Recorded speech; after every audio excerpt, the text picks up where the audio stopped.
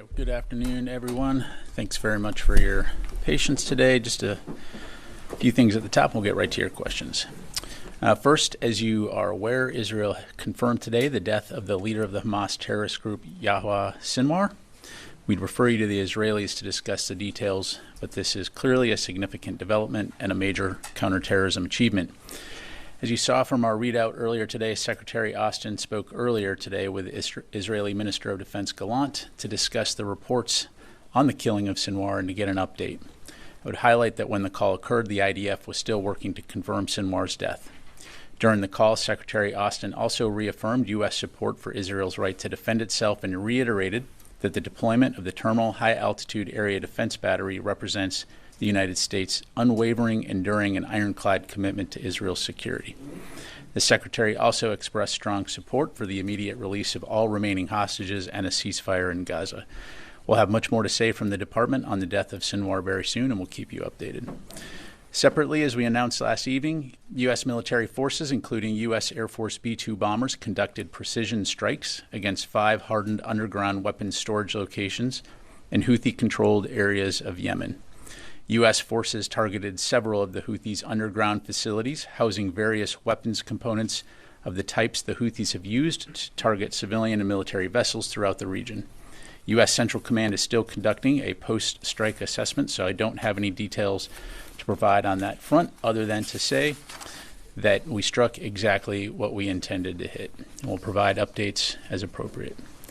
As Secretary Austin highlighted in his statement last night, the employment of the B-2 bomber was a unique demonstration of the United States' ability to target facilities that our adversaries seek to keep out of reach no matter how deeply buried underground, hardened, or fortified. And it demonstrates U.S. global strike capabilities to take action against these targets when necessary, anytime, anywhere. It also sends a clear message to the Houthis that there will continue to be consequences for their illegal and reckless attacks, which put innocent civilian lives and U.S. and partner forces' lives at risk. Shifting gears, Secretary Austin arrived yesterday in Brussels and today participated in a de-ISIS ministerial, the first session of the NATO Defense Ministerial, and a productive meeting of the NATO-Ukraine Council. In his opening remarks at the de-ISIS ministerial, Secretary Austin highlighted the work over the last decade of the global coalition to defeat ISIS. And I quote, "For 10 years, this coalition has tackled the scourge of ISIS. Our success stems from our resolve, our commitment to working together, and our willingness to adapt. These core elements will remain at the heart of the next phase of our mission," end quote. Tomorrow, Secretary Austin will participate in the second session of the NATO Defense Ministerial and engage with his NATO counterparts to discuss strengthening the collective security of the alliance and international support to Ukraine's defense. We'll continue to provide readouts and updates on the Secretary's engagements throughout his travels. And finally, the Department of Defense continues to be fully engaged with FEMA and the whole of government relief efforts related to Hurricanes Helene and Milton, and will continue to work with our federal, state, and local partners to ensure we're supporting and coordinating response efforts in support of our fellow Americans. As of earlier today, the National Guard had more than 4,200 guardsmen, nearly 600 high water vehicles, helicopters, and more than a dozen watercraft from 7 states mobilized for the response and recovery mission following Hurricane Milton. The U.S. Army Corps of Engineers has approximately 450 people supporting with temporary roof support, infrastructure assessment, debris control, flood response, and more. Meanwhile, the department's support for the U.S. government's combined response for Hurricane Helene continues as well. The National Guard has roughly 2,500 guardsmen, 65 high water vehicles, and 11 helicopters from 13 states mobilized. Approximately 1,400 active duty soldiers are mobilized as well, working with federal, state, and local partners on coordinated response efforts. Active duty forces have been engaged in road clearing, commodity distribution, and access to isolated personnel. The U.S. Army Corps of Engineers has more than 500 personnel engaged in 33 missions across the region, supporting debris control, temporary power, infrastructure assessment, flood control, and safe waterways assessments. Secretary Austin continues to receive updates on these response efforts, and the department continues to be engaged with interagency partners in support of FEMA, the White House, state, and local governments. The Secretary and his team are also focused on DoD personnel and their families who may be impacted by the hurricanes. With that, I'd be glad to take your questions. We'll start with Associated Press. Tara. Thanks, General Ryder. Does Secretary Austin have plans to talk with Minister Gallant again later today now that the death has been confirmed? And does the building assess that this death creates a greater opportunity for a ceasefire? Will you see Secretary Austin press that further with his counterpart? So I don't have a call to announce now. As I'm sure you can imagine, I'm sure Secretary Austin will speak with Minister Gallant at the earliest opportunity. And again, we'll read that out when it happens. In terms of the opportunities that this presents, I would highlight the President's statement where he highlighted the fact that there is now an opportunity for a day after in Gaza without Hamas in power. And so it does present an opportunity here for a ceasefire. It presents an opportunity for the release of all the remaining hostages. And, of course, we'll continue to work toward that end. Okay, and then secondly, on the B-2 use last night, is there another aircraft that could have carried the munitions that the B-2 delivered? And if so, why use the B-2 instead of something that was closer to the region? Yeah, so a couple things on that. First of all, in the U.S. military, we have, as you know, we have a wide range of aviation capability that can carry a wide assortment of munitions. The B-2 in particular, though, has a large payload, the ability to operate around the world. As I highlighted in the topper, we can strike anywhere, anytime. And in this particular strike, using its unique capability and ability to carry a large payload, to deliver munitions that could penetrate and strike these deep underground facilities that were storing components that the Houthis have been using. Again, it also sends a very clear message that we can strike targets of this nature anytime, anywhere from around the world. Thank you. Jennifer. General Ryder, when was the last time the U.S. had a read on where Sinwar was, and do you still have troops helping with intel sharing on the ground in Israel? Yeah, so I, as I'm sure you can appreciate, not going to be able to discuss specific intelligence. As you highlight and as the President's statement highlighted, we have had special operations forces and intelligence personnel supporting Israel's hostage recovery efforts, advising on their hostage recovery efforts since shortly after October 7. And so in that regard, by providing them this information, the Israelis have been able to go after and look for hostages, as well as find those who have been holding them hostage, to include Sinwar. And in terms of the B-2 strike, had you struck these targets before with other aircraft and munitions and had to go back and use the B-2, or is this a repeat strike? To my knowledge, this was not a repeat strike. Again, this was to go after very specific capabilities that the Houthis were storing deep underground. Was it a response to the 23 missiles that were fired on September 27th at the U.S. destroyers? This was a response to the continued illegal and reckless action that we see by the Houthis. As you know, this is not the first time that we've struck, but certainly these were unique targets in the sense that they were deep underground targets. Oren. One question on Israel, one on the B-2s. Did the Special Operations Cell provide any information or intelligence that was used as part of the operations around the killing of Yahya Sinwar? So my understanding, Oren, is that the short answer is no. This was an Israeli operation. U.S. forces were not directly involved. Again, as we've highlighted, we've had a small number of special operations forces that have been advising the Israelis on hostage recovery efforts. And again, as the President's statement highlighted, that included working side by side with their Israeli counterparts to help locate and track Sinwar and other Hamas leaders hiding in Gaza who've been holding people, to include Americans, hostage since October 7 last year.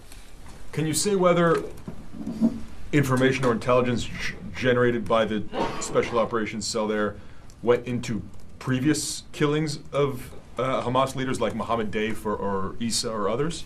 Again, I'm not going to speak about intelligence other than to say, just highlight what I just told you in terms of sharing intelligence and information in support of hostage recovery efforts and tracking those who have been holding individuals, to include Americans, hostage. And then just a very quick question on the B-2s. When the Secretary put out a statement last night saying adversaries seeking to essentially place things deep underground in hardened bunkers, you haven't used the word Iran, but that seems a very clear message to Iran and its underground nuclear facilities. Well, as I highlighted in my topper, it was certainly a message to the Houthis and anyone else, potential adversaries that hide things deep underground. It's a message to them as well. Tony. One of the unique capabilities is that the B-2 can carry the massive ordnance penetrator, the 30,000-pound bomb that can go deep, deep, deep. Was that used in the first time here? Yeah, Tony, so for operation security reasons, I'm just not going to be able to get into the type of ordnance that was employed in this mission. Again, the B-2 is a very versatile aircraft that can carry a wide range of munitions tailored for the particular operation that it's been tasked to do. And I'll just leave it there. Okay, and THAAD, has the THAAD battery arrived, and is it now fully integrated with Israel's air defense systems? So you saw our statement earlier in the week that troops have begun to arrive in Israel and the components have begun to arrive in Israel. It's going to be fully operations capable in the near future. I'm not going to get into the specific dates for operation security. I will say that it has been integrated into the Israeli air defense as well as our broader U.S. Efforts, regionally to support the defense of Israel. So we can queue Navy destroyers possibly, or swap data with the Navy destroyers in the Eastern Med for air defense and kind of provide an umbrella? So the way it works is from a theater standpoint. The U.S. works closely with Israel and other partners when it comes to things like air defense to coordinate, to exchange information to ensure that we have a holistic picture and can respond to contingencies throughout the area of responsibility, to include supporting the defense of Israel. Thanks. Let me go to John, yep. And then I'll go to Charlie. Go ahead. Okay. Sorry. Thank you very much, Errol. This administration has been saying that Hamas have been largely destroyed, and that's why Israel can't agree to a ceasefire. And today the Vice President said that Hamas have been decimated. Would you say to your Israeli counterparts, to the Israeli government, that if they made the decision to agree to a ceasefire today, especially after today's development, that wouldn't be a silly decision militarily, that they can trust that decision? Well, as I'm sure you can appreciate, I'm not going to provide military-to-military advice from the podium to our Israeli counterparts. To your point, Hamas has been incredibly degraded, as evidenced by the killing of their leader, a significant number of their forces, and certainly do not resemble anything close to what they were on October 7. Or the ability to conduct the kinds of operations we saw them. So I'll leave it to the Israelis to talk about their plans as it relates to Hamas. But as I highlighted earlier, and as the president highlighted in his statement, the killing of and the death of Sinwar certainly does present an opportunity. And I'll just leave it there. Can I just one quick follow-up? So as far as I understand, this administration thinks that it makes sense right now to agree to a ceasefire. That's pretty clear, I guess. Again, I'm Department of Defense, so broadly speaking, we absolutely support a ceasefire so that we can ensure that humanitarian assistance is getting into Gaza, that the Palestinian people can see a restoration of security and stability. But we also recognize the threat that Hamas has posed to Israel. And so we'll continue to consult with Israel and our partners in the region, but obviously want to see a ceasefire as soon as possible. And most importantly, the release of the hostages that continue to be held by Hamas. Charlie. Thanks, General. Sinwar had American blood on his hands. And the vice president was willing to go a little bit further than you will from there, saying American special operations and intelligence personnel had worked closely with their Israeli counterparts to locate and track Sinwar. He's dead now, so we're not at risk of foiling any sort of intelligence around that. But are you not willing to give us an idea? I'm not sure what I said that was contrary to that. What I was asked was there direct U.S. involvement in this particular Israeli operation, and I said no. Did U.S. Special Forces or intelligence know where Sinwar was when this happened? Again, I'm not going to get into intelligence. What I'm telling you is this was an Israeli operation and that we've been sharing information and intelligence in support of hostage recovery efforts and the tracking of these leaders who have been holding hostages, to include Americans. And so, in so much as it's helped to inform Israeli operations in general, writ large, certainly it has played a role. But in terms of this particular, what happened today or last night, again, It's an important question.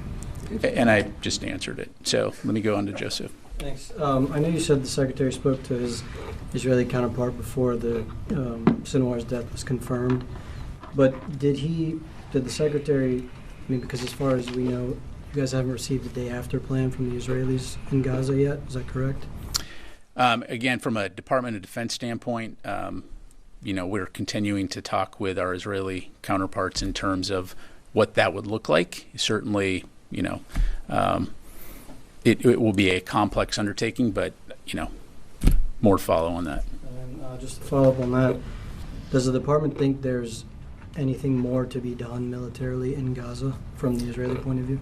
So that's really a question for the Israelis. Again, I think we've been pretty clear that we want to see a ceasefire. We want to see a restoration of a significant flow of humanitarian assistance into Gaza. We want to ensure, though, that Hamas is not in a position to conduct the kinds of attacks that it did on October 7th. Certainly they are, down for the count in terms of their leader. But again, I'll defer to the Israelis to talk about their comfort level on that. Quick last one. What's the Secretary going to do in the Vatican? I think he's got that on the last part of his trip. He's got an official visit, the Vatican City. Again, we'll have a readout of that when he visits there. So let me go to Wafa. Yes, ma'am. Thank you, General. Over the years, Hamas has shown resilience with replacing leaders when they were killed. So what's different now? Why the assessment within this administration that the killing of Sinwar would remove a significant obstacle in Gaza? Well, as you highlight, and this is always a challenge with terrorist organizations, is that you remove the head and another is quickly replaces. So I'm certain that's something that the Israelis will continue to keep an eye on, as will we. But I also don't think you can discount the significance, again, from a counterterrorism standpoint, the role that Sinwar has played in leading this organization, also as the architect, so to speak, of the October 7 Hamas attack against Israel. It's significant that he's been taken off the battlefield. Let me go to the phone here real quick. Dan Lamoth, Washington Post. General, thanks for your time. I wanted to get your assessment. Does the Pentagon have an assessment, and maybe would be a better way to put it, of whether with the death of Sinwar, whether this is a particularly dangerous time for U.S. troops in the region, whether you anticipate any kind of retaliation by any of the militias or Iran or anything as a result? Yeah, thanks, Dan. I can't predict the future, and I'm not going to speculate. We already know that the Middle East is in a very tense situation right now, and have taken significant steps to ensure that our forces that are in the region, as well as our citizens, are protected. And so, as we always do, we'll continue to keep our head on a swivel, protect our forces, support the defense of Israel, and be ready to respond to any variety of contingencies should they arise. Let me go to Phil Stewart, Reuters. Hi. So sorry to go over this again, but I'm a little confused. I thought Sinwar was a particularly vexing target for intelligence, for the intelligence community. And the comments today suggest that you did have a fix on him at some point, and that you may have contributed to the intelligence picture that that led to this operation without U.S. support. So could you just explain, did U.S. intelligence then, are you suggesting U.S. intelligence had a fix on Sinwar? What I'm suggesting, Phil, is that, just to be crystal clear, this was an Israeli operation. There was no U.S. forces directly involved. The United States has helped contribute information and intelligence as it relates to hostage recovery and the tracking and locating of Hamas leaders who have been responsible for holding hostages. And so certainly that contributes in general to the picture. But again, this was an Israeli operation, and I would refer you to them to talk about the details of how the operation went down. Thank you. Let me go to Howard Altman. Hey, thanks. Really appreciate it. A couple questions about Ukraine. One, what is the Pentagon's assessment of how many North Korean troops are in Russia ready to fight in Ukraine? And secondly, what is the Pentagon's assessment of how the Kursk incursion is going? There's some reports that Ukraine has lost about half the territory invaded. I was hoping you can give me the Pentagon's assessment of both of those things. Thanks. Yeah, thanks, Howard. Definitely seen the reporting and the comments about potential DPRK forces, going to Russia or going to Ukraine. I can tell you right now, we're looking into those. We can't confirm or corroborate those reports.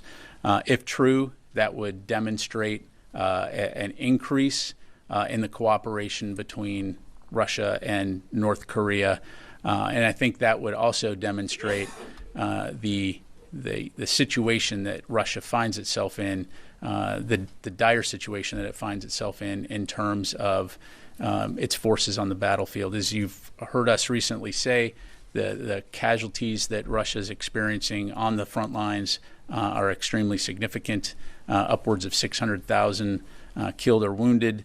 And so it just demonstrates the desperation in terms of identifying additional forces for their military. But it's something that we'll continue to keep a close eye on. And then, I'm sorry, your second question?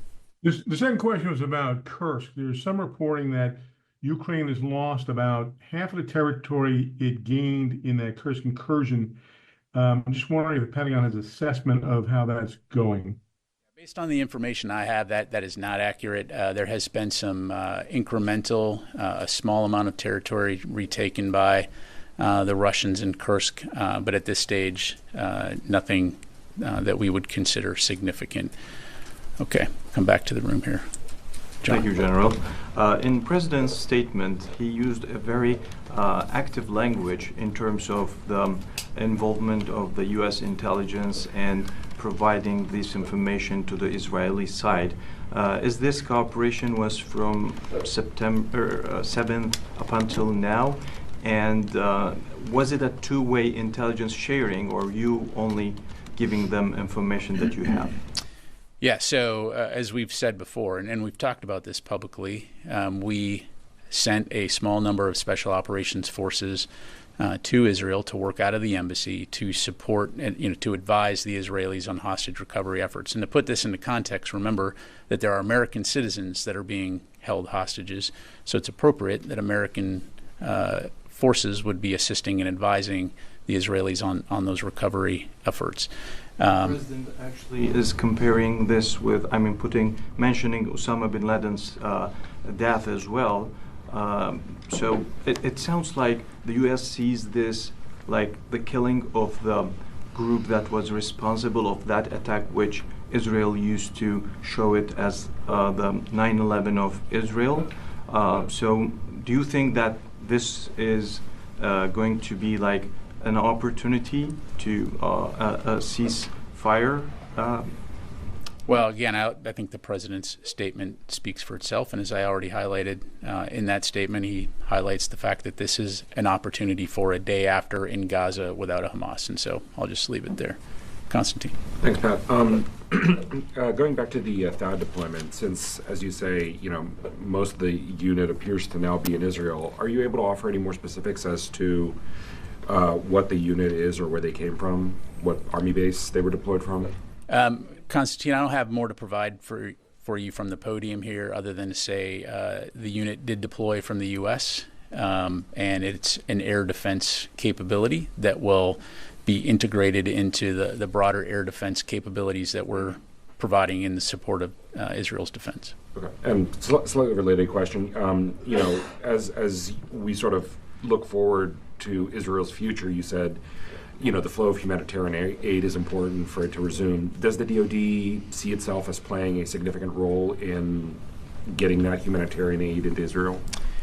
So right now, from a U.S. government standpoint, of course, USAID is the lead organization on U.S. efforts to get aid in there. Certainly, the department helps to advise, and will support as necessary. To include on the diplomatic front, as you have seen in some of our readouts recently from Secretary Austin's conversations with Minister Gallant, that has been a topic of discussion and continues to be an important topic of discussion. So if we have any, I don't have anything to announce right now, but if that changes, we'll let you know. Yes, sir. Thank you. I have several on Ukraine. First, President Zelensky said that the latest weapons package for Ukraine we saw yesterday included some long-range weapons. Was this ATACMS or something else? And could you also specify which air-to-ground munitions were included in this package? Yeah, I appreciate the question. I'm not going to be able to go into more detail beyond what was in the readout. Secondly, does the Pentagon support the implementation of Zelensky's victory plan that he presented these days, specifically when it comes to lifting restrictions on long-range strikes inside Russia and continuation of Ukraine's military operations on Russian territory? Well, I know that at the NATO defense ministerials and in his consultations, in his conversations and consultations with his Ukrainian counterpart, we continue to learn more about the president's victory plan. I can tell you what Secretary Austin does support is Ukraine's success in terms of defending their sovereign territory and the freedom of the Ukrainian people. And so we're going to continue to work closely with the Ukrainians, closely with our allies and partners to ensure that we understand Ukraine's needs and that we're supporting their capability requirements on the battlefield. I have a short one. Zelensky also said that if they start implementing this victory plan now, it may be possible to end the war next year. Does the Pentagon agree with that assessment? Again, I don't have anything to provide on that other than, we're going to continue to support Ukraine for the long haul. We're going to continue to ensure we understand and are supporting their battlefield requirements. Nancy. The reports are that there was a tank round that brought down the facility where Sinwar was. Does the U.S. know what kind of tank round and whether it was a U.S. provided one? I don't. I'd have to refer you to the IDF. And then in your announcement about the deployment of the THAAD, one reason that was listed for deploying it was to defend Americans in Israel. I'd like to know if the department is considering also deploying any sort of defense to defend American citizens in Lebanon. I don't have any new announcements to make, but, by virtue of the fact that we have DDGs, destroyers rather, and other capabilities in the region, we certainly, again, place the safety and security of American citizens, whether they be in Lebanon or Israel, at the top of the priority list. And so we continue to work very hard to ensure that all Americans are safe. By the way, as we see Iranian Houthi missiles that are heading towards Israel or towards that vicinity, we certainly have the capability to take those down. But I would just emphasize that regardless of where American citizens are, it's always going to be a top priority for us to protect them. Are there any force posture changes or changes in sort of security posture in light of Sinwar's death? Is there anything you tell us in terms of any shifts that you're making? No announcements to make. As I highlighted earlier, we have a robust posture in the region, and we'll continue to do everything we can to protect Americans, protect U.S. forces, and support the defense of Israel. Time for a few more. Janie. Thank you, General. Two questions on Russia, North Korea, and Ukraine. Russia took North Korea's side and criticized South Korea for carrying out drone provocation in Pyongyang. And Russia submitted a bill to the House of Representatives to ratify the Russia-North Korea Mutual Military Cooperation Treaty and declared that it would provide military support in case of conflict between North and South Korea. How does the United States view Russia's direct intervention in the South and North Korea's conflict? Janie, I would say again that we're going to continue to work closely with our ROK allies to support their defense, and I'll just leave it there. Okay. The second question, Ukraine President Zelensky told the press that North Korea's troops are training in the Russian Far East and are active in the Ukraine border area. If that happens, not only will the war in Ukraine be delayed, but military tensions on the Korean Peninsula will increase. What is the United States response to this? Yeah, I think I responded to that earlier. Again, we've seen those reports. I can't confirm whether there's North Korean forces that have gone to Russia, and something that we'll continue to monitor. All right, last question will go to Jeff Shogel, Task and Purpose. Thanks. Given the news cycle, you could announce anything about aliens or extraterrestrial life and no one would care. So I'm going to take the shot. What do you got on UFOs, aliens, etc.? Go. The truth is out there, Jeff. And the truth is we have no evidence to indicate extraterrestrial life has visited the planet. Thank you very much, everybody. Appreciate it.